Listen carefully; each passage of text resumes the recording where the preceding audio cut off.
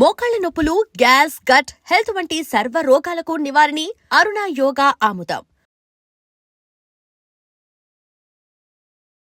Welcome to iDream media. So జనరల్గా వెల్లుల్లి ఆరోగ్యానికి చాలా మంచిదని చెప్తుంటారు.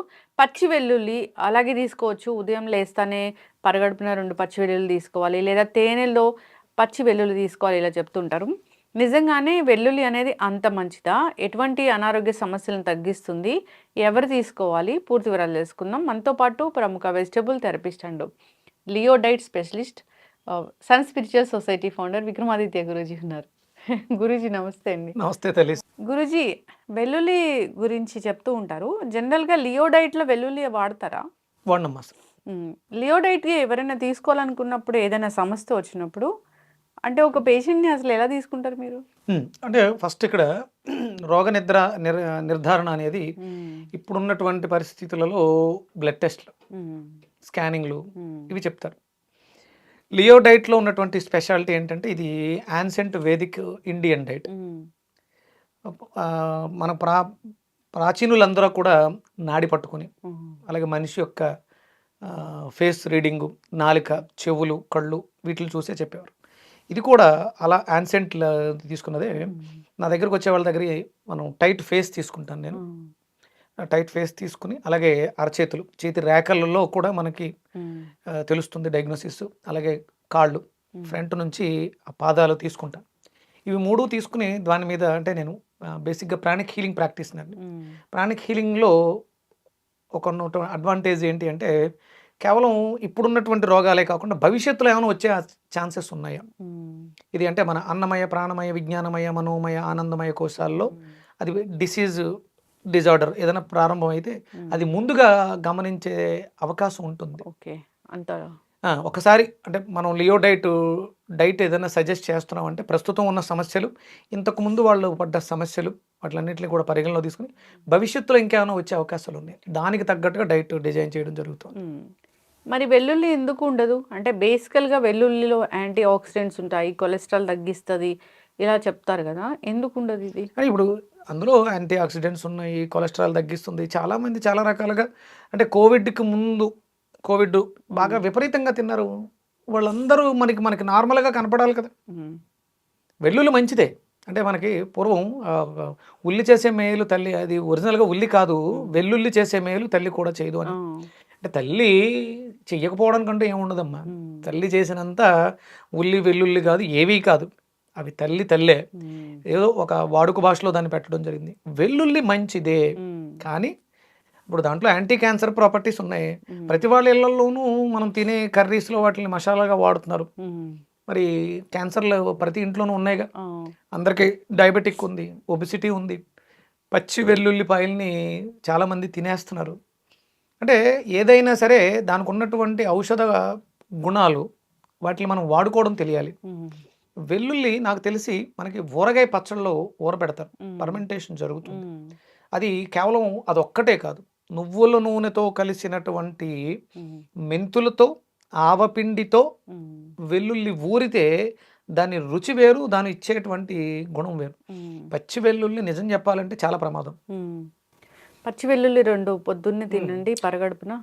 అంటే మనం యూట్యూబ్లు చూసి డిఫరెంట్ చాలామంది చాలా రకాలు చెప్పేస్తున్నారు కదా, దాని మీద సరైన అధ్యయనం, అవగాహన లేకుండా మాట్లాడతాం. గుండె జబ్బులు రావని కూడా చెప్తున్నారు చాలా మందికి. అట్లా ఈ వెల్లుల్లి అనేది మనకి మార్కెట్లో చాలా చీప్గా దొరుకుతుంది. పావు కేజీ 40 రూపాయలు, 50 రూపాయలు.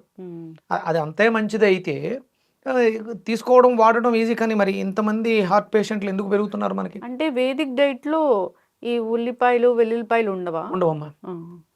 వాడకూడదు. ఎందుకంటే ఇప్పుడున్నటువంటి పరిస్థితులలో మన జీవన విధానం వేరు.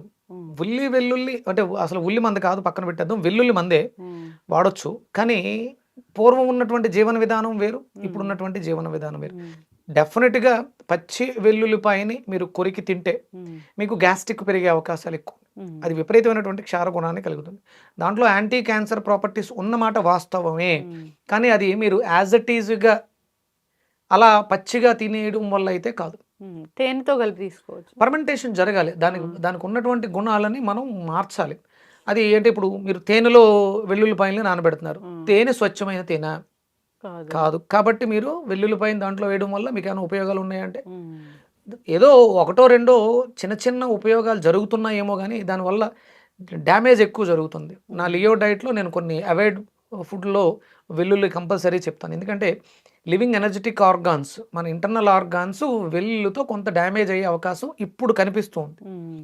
అదే మీకు నేను చెప్పాను. నా దగ్గరకొచ్చే పేషెంట్ ప్రస్తుతం వాళ్ళు ఉన్నటువంటి ఫేస్ రీడింగ్ అవి తీసుకొని అరచేతులు చూసి హ్మ్. ప్రస్తుతం అనుభవిస్తున్నటువంటి వాళ్ళ ప్రాబ్లమ్స్ చెప్తారు. అవి కొలెస్ట్రాల్ కాకుండా తగ్గాలంటే వాళ్ళ ఫేస్ చేస్తున్నటువంటి ప్రాబ్లమ్స్ తగ్గట్టుగా ఇంకా ఏమైనా వచ్చే ఛాన్సెస్ ఉన్నాయి వాళ్ళ జీవన విధానంలో. దాన్ని మార్చుకుంటే లియో డైట్‌ని అనుసరిస్తే వారం 10 రోజుల్లోనే మనం మొన్న ఈ నరాల బలహీనతకి ఒక వీడియో చేసాం. హ్మ్. కొబ్బరి గోరుచిక్కుళ్ళు అది చూసి ఇవాళ పొద్దుట ఒక పెద్దావిడ ఫోన్ కొబ్బరి చేసింది. పాలు. ఇవాళ పెద్దావిడ ఒక ఆవిడ ఫోన్ చేసింది. ఆవిడ నడక బాలేదని చాలా ఇబ్బంది పడ్డారు. చాలా ఇబ్బంది పడ్డారు. అసలు నడవలేకపోయిన స్థితిలోంచి హ్మ్. ఆ వీడియో చూసిన తర్వాత ఇప్పటికి రేపటికి వారం అవుతుంది. ఆవిడ నడకలో మార్పు వచ్చిందని ఫోన్ చేశారు. హ్మ్. కేవలం ఒక పూట. ఆహారాలు ఔషధాలే. ఆ! మనకి ప్రాపర్‌గా వాటిని ఎట్లా వాడుకోవాలో తెలియాలి. తెలియాలి. వెల్లుల్లిపాయలో లేదా ఔషధ గుణాలున్నాయి. లేదా అన్ని ఆహారాల్ని మనం తీసుకుంటూ ఉండాలి. మనం కొన్ని అవాయిడ్ చేస్తాం పడవని. అవును. అంటే అది పడట్లేదు అంటే నీ నీ శరీరంలో ఎక్కడో లోపం ఉంది. హ్మ్. దాన్ని మనం మార్చుకున్న తర్వాత దీన్ని మనం ఔషధంగా అంటే ప్రతినిత్యం ఔషధాల దృష్టే అంటే రోజు 2 వెల్లుల్లి టాబ్లెట్ వేసుకోవడం తప్పు. హ్మ్. అదే దృష్టితోటి ఉన్నాం. అలాగే వెల్లుల్లిపాయను కూడా హ్మ్. ప్రతినిత్యం వాడుతూ ఉండాల్సొస్తే ఇంక అంతకన్నా దౌర్భాగ్యం లేదు. మన అవును. నిత్య జీవితంలో మన చుట్టూ ఉన్న బీరకాయ ఉందమ్మా. ఒక నెల రోజులు ఒక బీరకాయ అంటే లియో డైట్‌లో ఒక రోగానికి ఒక సమస్యతో బాధపడుతున్న వ్యక్తికి ఒక డైట్ సజెస్ట్ చేశాం. గోరుచిక్కుళ్ళు మీకు మోకాళ్ళ నొప్పుల నుంచి, నర్వస్ సిస్టమ్ నుంచి రిలీఫ్. ఒక 3 నెల్లో, 6 నెల్లో వాడారు. ఆ తర్వాత మీరు ఇది జీవితాంతం ఈ గోరుచిక్కుల్ని ఇలా పట్టుకొని ఏలబడాలంటే కష్టం. అవును. మీ అన్నీ తీసుకోవాలి. ఆ! అంటే దాంట్లోంచి బయటకొచ్చేంత వరకు దాన్ని ప్రధానంగా తీసుకోవాలి. హ్మ్. దాని తర్వాత అడిషనల్‌గా ఏ నెలకు ఆ నెల మార్చుకుంటూ చాలా రకాలున్నాయి మన చుట్టూ. బీరకాయ ఉంది, దొండకాయ ఉంది, వంకాయ ఉంది.